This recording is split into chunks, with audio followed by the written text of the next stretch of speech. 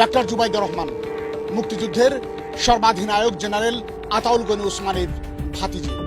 শুধু তাই নয়, ডাক্তার জুবাইদুর রহমানের পরিচয় কি সেটি জানলে অনেকেরই চোখ কপালে উঠে যাবে। আইজিপির কাছে 4 স্তরের নিরাপত্তা চেয়ে বিএনপির দেওয়া চিঠিতে যাদের চুলকানি শুরু হয়েছে, তাদের জন্য জুবাইদুর রহমানের প্রকৃত পরিচয় সামনে নিয়ে আসার প্রয়োজন অনুভব করেছি আমরা। চলুন জেনে আসি কে এই জুবাইদুর রহমান। ডাক্তার জুবাইদুর রহমান শুধু জিয়া পরিবারের পুত্রবধূ কিংবা তারেক রহমানের স্ত্রী নন, তিনি নিজের যোগ্যতায় লন্ডনের ইম্পেরিয়াল কলেজ থেকে মেডিসিন বিভাগে পড়ালেখা করে রেকর্ড নম্বর ও স্বর্ণপদক নিয়েছেন। এমএসসি করেছেন বিশ্ববিখ্যাত এই স্বনামধন্য চিকিৎসক। চিকিৎসকদের সিভিল সার্ভিস পরীক্ষায় প্রথম হয়েছেন 1995 সালে। জন্ম সিলেটের সম্ভ্রান্ত জমিদার পরিবারে। মহিয়সী এই নারীর বিস্তারিত জেনে আসা যাক।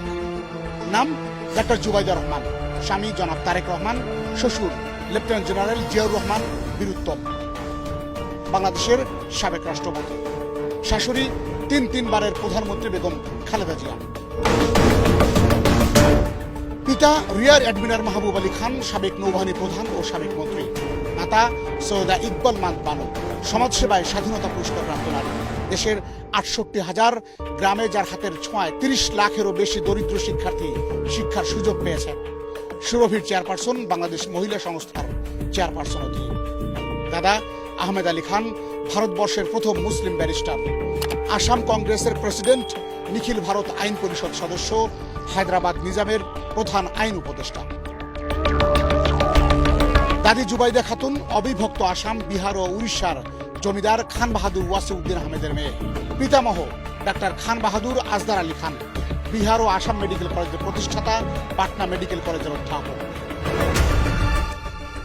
3 চাচার মধ্যে প্রথমজন জেনারেল আতাউল গনি ওসমান, মুক্তিযুদ্ধের সর্বাধিনায়ক। এরপরে অবিভক্ত পাকিস্তানের মন্ত্রী আজমল আলী। 3 নম্বরে রয়েছেন ডাক্তার সেকেন্দার আলী খান। চাচাতো বোন আইরিন খান, অ্যামনেস্টি ইন্টারন্যাশনালের সাবেক মহাসচিব। দেশনায়ক তারেক রহমান যখন গণতন্ত্র পুনরুদ্ধারে দীর্ঘদিন নির্বাসিত থেকেছেন, সে সময় সবচেয়ে বেশি সাহস জুগিয়েছেন এই বয়সী নারী। সুতরাং যারা এরপরও ডাক্তার জুবাইদুর রহমানকে নিয়ে প্রশ্ন তোলার দুঃসাহস দেখাবেন, তাদের পরিচয় খুঁজে দেখাবেন।